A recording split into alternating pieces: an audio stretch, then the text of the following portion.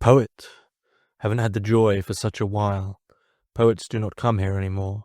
Reason is they don't believe Diabolos exists, nor goblins, gargoyles, ghosts no more.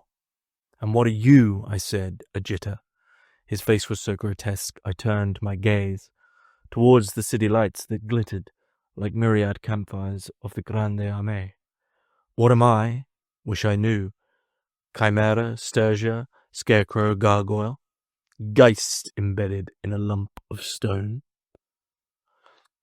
A small, very short excerpt there from James Harpur's book of poetry, The Gospel of Gargoyle. This was published by Eblana, the Eblana Press, last year, 2024, by James Harpur, of course, and I'll get to that. It also includes art by Paul O. Colmaine. I'm probably mispronouncing that, but there is some beautiful small prints and illustrations throughout the book. Many of you who are frequent listeners to the show will recognize the name James Harpur. We recently discussed his book Dazzling Darkness, and a broader discussion on Christian mysticism and Christian mystics. That book and those themes have an explicit overlap with this short epic of poetry, The Gospel of Gargoyle, which is about, really it's about a certain fire, a certain understanding or non-understanding. This is all going to get very paradoxical as far as I'm concerned, as far as my reading goes. It's about a certain fire. Now, the book is about an explicit fire in a way. The literal tale of the book is of a poet, and really we have three characters in this poetic epic, which is the poet, the gargoyle, and the fire. Now, the literal fire is the fire of Notre Dame, and the gargoyle is still perched atop the since burned Notre Dame, and the poet is looking for the explanation, he's looking for the story behind the fire. So the tension that we are given is that the poet, who in a dreamlike state is floating up to figure this out, finds this gargoyle, and the gargoyle is rooted and heavy and stone-like and lumped at the top of Notre Dame, and he knows, he's seen. Now, I'm not, in a way, as this goes on, one becomes not too fussed about the explicitness and literal answers. Not that there's anything in this world outside of practical questions. But that's the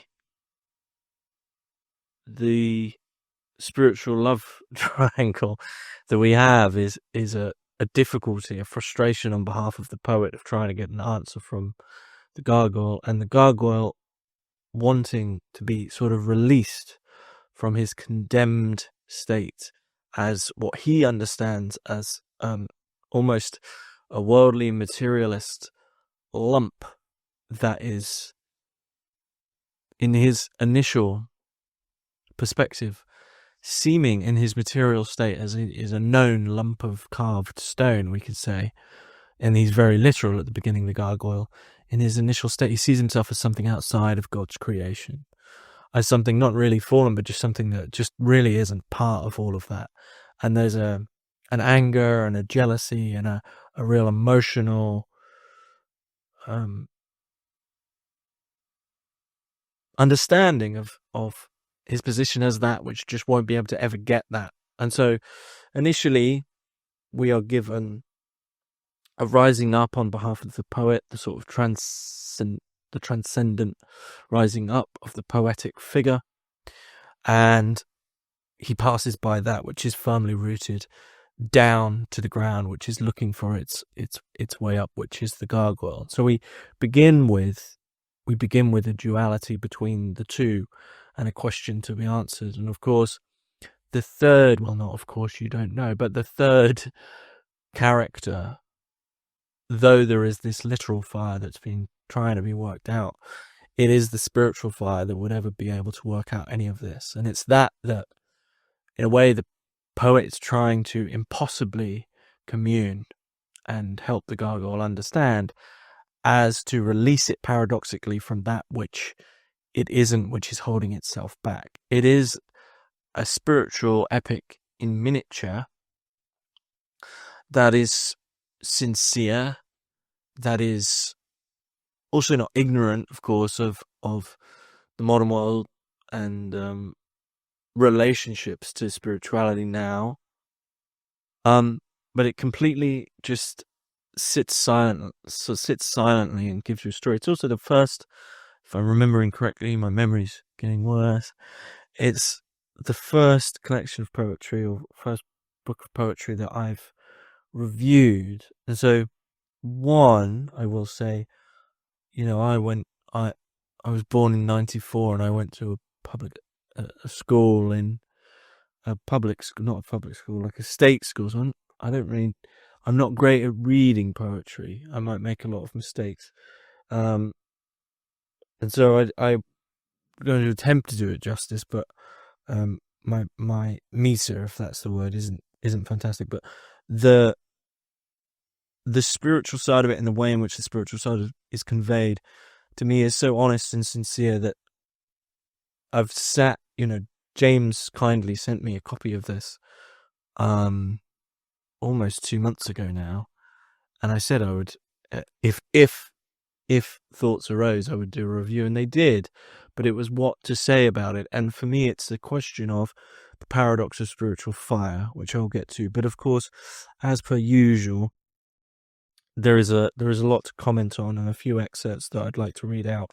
But the book opens with, and at certain times also focuses again on this notion, on this idea that the gargoyle is saying that a line, "Poets do not come here anymore," and this is repeated.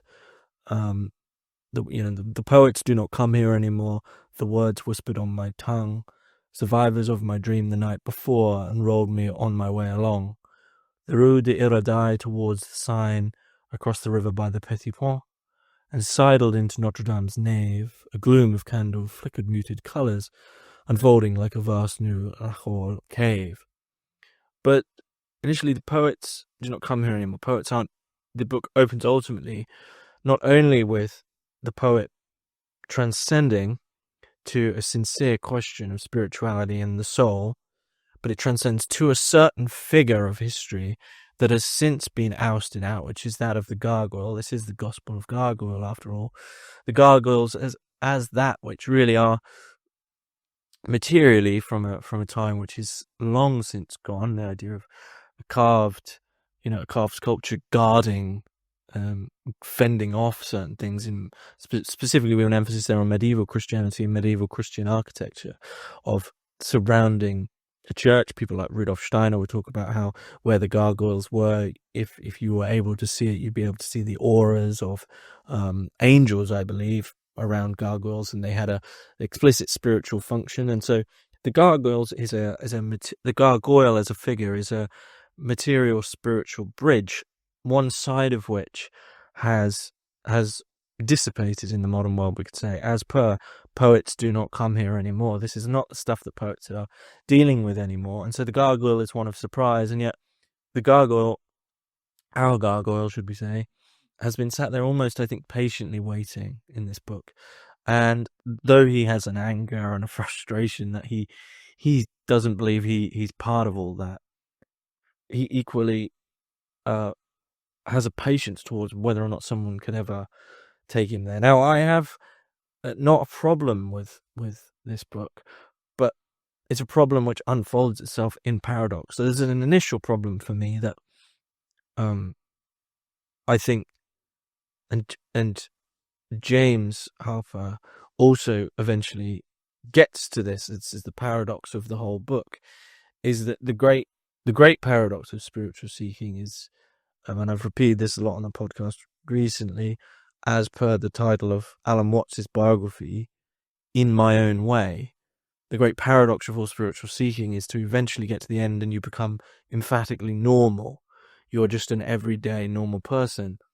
And so the gargoyle is caught more than anyone in a way, because he's been forgotten. He feels like old hat. He's been left on the top of this blazing literal inferno in a way and seen what's happened.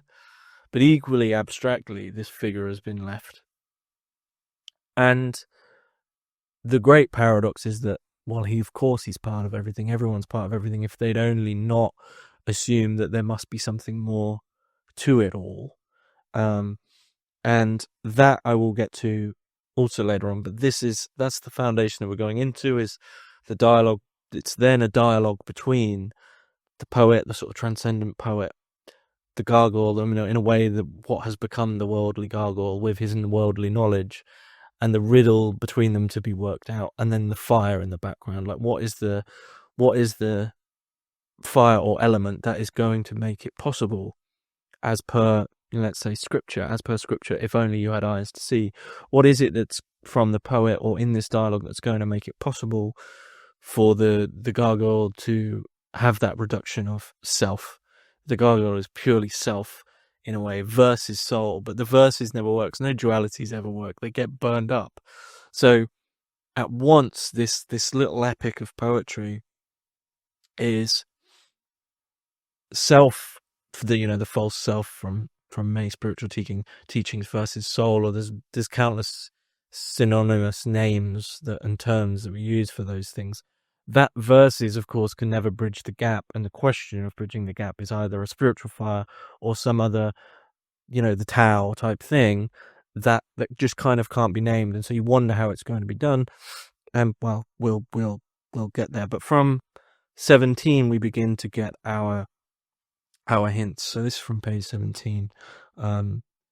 Mists flannels my face and drizzles on the houses of the dead, a gated estate in Hades where flowers never breathe or fade. I join the other tourist mourners in general drift from tomb to tomb, and don't know what we're doing here, lost spirits looking for a home, or meaning that we never found on earth, or solace from someone else's ancestor. All I feel is palliated death. I try to give my visit point by looking for Sam Beckett's grave, but lose my way. It feels as if his gargoyle face and words. To decompose is to live too. Nothing is more real than nothing. Have magicked a miasma on the maze of cul-de-sacs and ashy cenotaphs. As if Montparnasse has emphysema, I must breathe, must quit this place. But near the exit rears the tomb of Sartre, another atheistic stirge. Its horizontal slabstone peppered with the confetti of metro tickets, grave goods to help him on his path. And so that is the style, and the style and the content of the book is constantly like this, other than later more abstract sections, which is a mixture of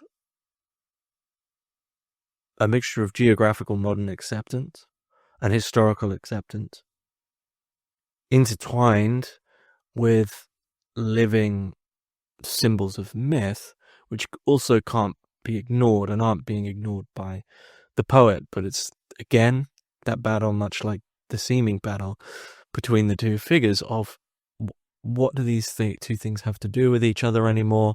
What can be done with these before? At the beginning of this section, we're talking about tombs and ancestors and decomposition and Hades, and then as it progresses into emphysema, Sartre, and metro tickets, this form of duality is the one that seems to just have a complete impasse, that what could bridge it, and it's bridged arguably in the middle of this section. To decompose is to live too. Nothing is more real than nothing. And it is the nothingness, the spiritual fire. And in this sense, it already begins that the literal fire doesn't really matter. The spiritual fire is what burns everything. And of course, there's a great spiritual quest. And it is apophatic of negation. And so the spiritual fire isn't something that aggrandizes, isn't something that adds. And the gargoyle, as wrongly understanding, as looking for something that's being rooted and thinking that he needs to add something to that, or something needs to be added to the world for his spiritual ascension, we could say, is wrong-founded, but equally it doesn't mean that it's a literal reduction either. The I think some and this is already gesturing towards where I want to get to near the end, some more cynical spiritual teachers have been critical of apophatic theology. That is, we can never understand what anything that can be described or articulated or defined can't be God because God is undefinable. And they, then that becomes a technique that anything that enters into the mind, of course, can't be God. So you reduce, you negate. Now, the idea, as I said, some spiritual teachers are quite cynical about that because they say, well, what you've done is transformed negation into a technique that then actually transforms it into an affirmation again. Now, I don't think that's entirely right, because within that negation, I mean, those are paradoxically within the framework of apophatic theology, the almost impotent attempt to try to describe what that even is at all. And so nothing is more real than nothing. You can't describe what this thing is, what this spiritual fire is, other than just sort of throw these terms on it. But it isn't a technique. And so we see throughout an attempt at a relationship with that pure elusiveness that is going to be the thing that burns everything up that needs to be burnt away. And so the gargoyle is still caught within that idea of like the possibility of the spiritual marketplace, the possibility of spiritual knowledge. And the poet, of course, being a poet with gesture and vitality, and again, along the lines of apophatic theology, is caught in the task of how do you even try to get those to hear who don't have the ears to hear. And this is the beauty of the book. So a little bit more on that fire from 22 and 23, more explicitly to do with the gargoyle and the poet's relationship. I know as much to know I'm not the same as things that talk. Think, touch, but I lack the wile or wit or to inkle that my part is in this world, or even why I'm here at all, stone-locked under some curse. Sometimes I snatch a memory like a shooting star, a flash of falling from a realm of light through darkness, tumbling among the stars beside a giant moon like the great eye of a god. Other spirits fell to earth, took forms of satyrs, naiads, dryads, sylphs, and so on, or cast in human flesh, cripples, lepers, beggars, and the blind. Dizzy by his ramblings, I focused on the wafer silhouette of the Eiffel Tower, waiting for dawn to cast its third dimension of girder shadows on the Camp de Mars. As I was saying, I migrate from form to form, a spirit trying to find a home, or grasp what home might be. Roof-rooted, I wait for somebody to clear my murk mist, expand me and extract the icy thing in my gut. I know of faith, but feel it not. I know of love, and feel it not. I sit here listening to the scriptures, prayers, and psalms that seep up through the roof, and to Taurus Tosh I speak their tongues. These are the gargoyles of Violet de Luc. Die sind die Wasserspier von Violet de Luc, après les grands fous de Notre-Dame. And from murmurings of Messer-Latin liquor, listen to this. Paternoster, quiste cilie sanctifique nomentum. But English, I hear it all the time. Gargoyle tried to look me in the eyes, then slapped his forehead with his paw. Are you my spirit waker? Are you my saviour? How on earth can I do anything for you? I spoke with such contempt it shook us both. I mean, you're just a lump of stone, a statue. What can you do for me? You can believe in me. Believe I'm real. The dreams and images are real as stone. I've heard it said, the eyes of the beholder make what is beheld alive. Your visits will increase my soul. And I think here that James is speaking to the reader and the general sentiment, as asinine as that sounds to say, that your visits will increase my soul is a visitation not to the literal gargoyle. It's a visitation to the mythological gargoyle. It's a visitation to the dreamlike, not necessarily faith, but the mythological element of the gargoyle that becomes alive in the world, a suspension of materialist ideology for a visit and a visitation to the possibility of the soul of the gargoyle within this world once more. To think of the gargoyle as alive, to think of graves and gravestones and death as ancestrally linked, and to think of all of this as vitally alive and real in the sense that dreams and images are real. The spiritual life is one of imagination. The idea that just because a dream isn't real doesn't mean that it's not real. And so we see here, literally speaking, the poet's own problem. I mean, you're just a lump of stone, a statue. The poet equally now needs to believe again, as to move beyond the seeming simplicity and transparent nature of the gargoyle as just a lump of stone, to imbue the gargoyle with that has been lost. The gargoyle has been hearing all this for years. He's seen this place burned down. He's heard it all before. And so from this, he's become jaded in a way, jaded and cynical, and feels as if he is not part of this whole imbued form of creation that is alive with whatever the poet seems to speak about all the time. But this is, as we move forward, and as I've already mentioned, there's a bridge here that is the impossible spiritual bridge to walk across, which is one between, well, how do you get someone to see? And this actually, as far as I'm concerned, this small book then moves towards a point of the non-dual and the point of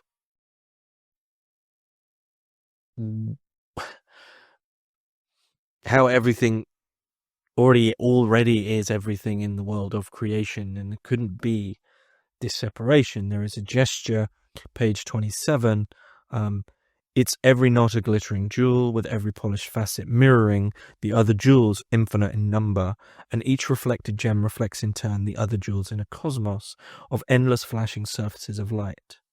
This, I believe, is a very clear nod towards a more Eastern, it's a rough and ready term, a more Eastern spiritual understanding of the net of jewels, in which the one way of explaining, well, how can one be all and not be separated, and how can seemingly singular, separated or fragmented consciousnesses be one with everything, and often given this idea, this concept of the net of jewels, of quite literally that, if you imagine a net and each jewel reflects all the others, and you end up with a oneness, not a oneness, you end up with the wholeness. And it's these gestures, along with that problem of the reduction of nothing, because there isn't anything for the gargoyle really to become, we begin to kind of paradoxically piece it together that the gargoyle as the self has always already been that, as per also Vedanta teachings, it seems to fit for me. So the gargoyle already is that, and the task of the poet is to teach that it is that, and that actually nothing needs to change, and that the clouds in front of the sun are the sun. And as that is realized, paradoxically again, the sun shines through the clouds. But as it is, the gargoyle believes himself to be the clouds, which aren't of creation. But the clouds are the sun, if we want to take the sun and sunlight as a metaphor for God's creation, a common one. The clouds in front of the sun could not be anything other than the sun. But it's a recursivity of the self that is the gargoyle that gets in his own way. And it's this connection of the only thing that, of course, anything added to that would just bolster the self. And so the only thing that can dissipate the self is nothing. And it's nothing that then paradoxically reduces the self to what it has always been, which is one of these jewels in the whole. That's literalizing and putting the whole thing a bit more straightforward than Harpur expertly weaves. And then when we look, it, there's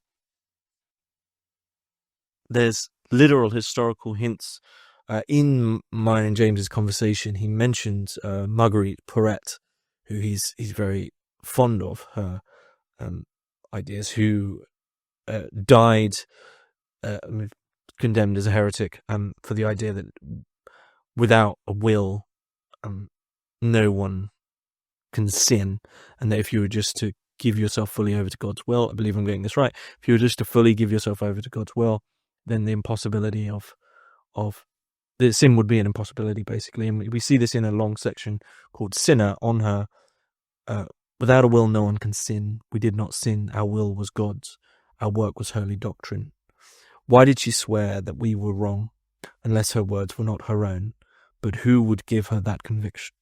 If not the devil, nobody spouts, with her intensity unless mad, evil, or touched by God, which she was not. We had to safeguard others from her yeast, her hatred for us. She had to die. She had to die, so help me Christ. And, interspersed in here is a few various literal historical mentions that gesture towards a certain strain of Christian thought, which is along these lines of a submission, an exhaustion, a giving over a giving up. How can the self give up the self, right? The self can't give up the self. This is the great, we could say the glove will never be able to move the hand. The glove thinks it's the hand, but it will never be able to do that. The self can't give up the self because it's always just in a recursive relationship with its own chatter as the self. And anything to give up the self, it doesn't want to die. So the gargoyle is caught in this, and we are watching a spiritual dialogue unfold of just what it is to give that up and give oneself over to the will that Marguerite Porete is gesturing towards. There's a book of paradox, and there's nothing more fun than paradox. And when we get to paradox, there's two sections here I want to read about paradox, because for me this is everything. It's all the importance of spirituality. We see first on 43, A Pilgrim's Prayer, Dear Lord, relieve me of desire to travel all this way to find you. There's nothing I can do without you. I can only hear you if the noise of my incessant steps has gone. I thought I could expel desire alone, but now I know my helplessness. Teach me to be still and listen. So, gesturing there also towards something that Meister Eckhart said in one of his more controversial things, is that ultimately you have to give up the desire for God. Dear Lord, teach me to not desire desire. None of this can work. You end up in this place of paradox. Great spiritual teaching backs you into a corner where there is no exit, where there's no way out.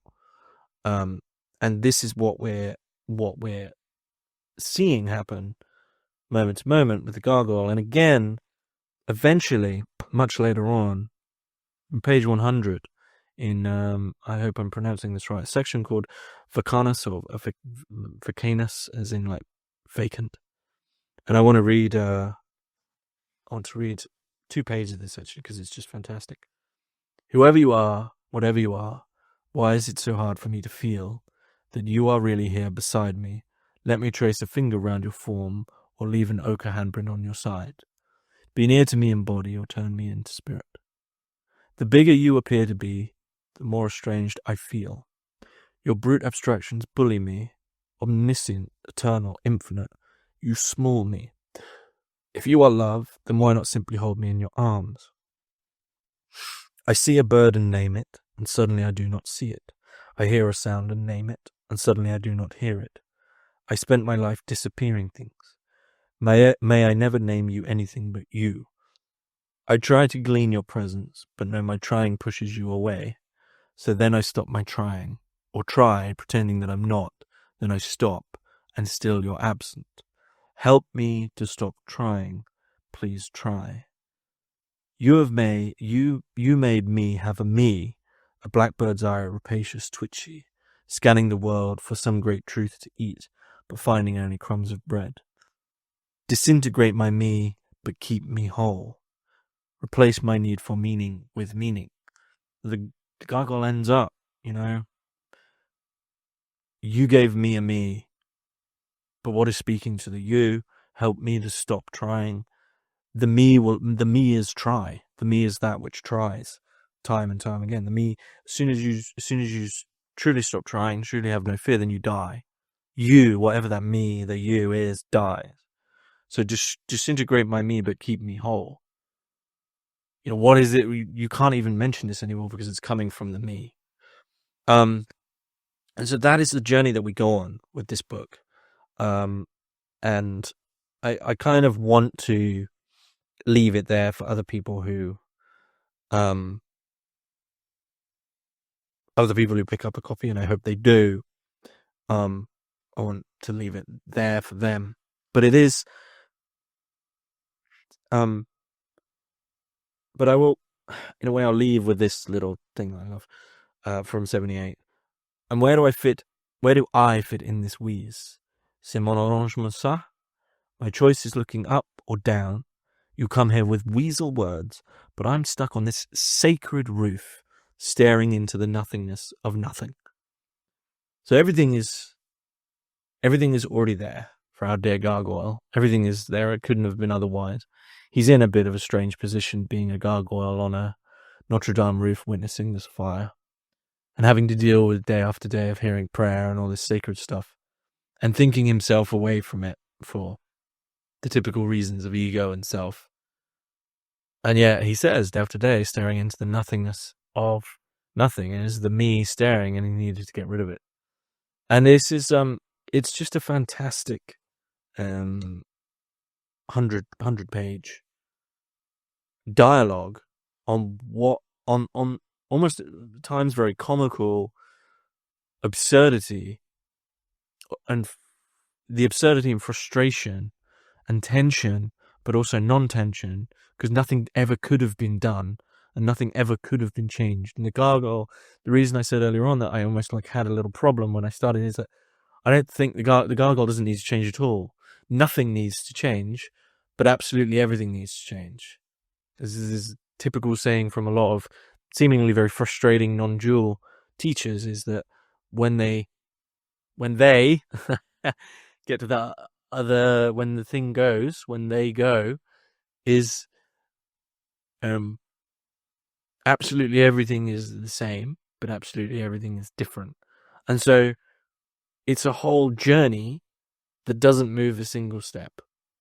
It's a whole journey that's almost just like a trembling, and something breaks and submits. And the Gargoyle doesn't need to change. Gargoyle is perfect as it is, as part of, it couldn't be anything other than creation. This old Gargoyle, poor old boy. It couldn't be anything other than the perfection of the wholeness that it is. But it wants some sort of thing, and it's fallen into that trap.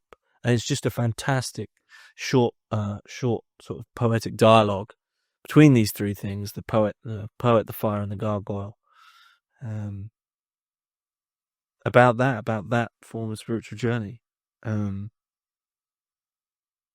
Yeah. Those are my thoughts on James Harpur's The Gospel of Gargoyle.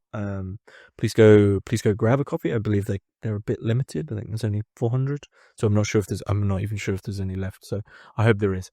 But please go support James and also buy his other work, which is fantastic. But there you go. That's my short review and thoughts on Gospel of Gargoyle. So thank you for listening.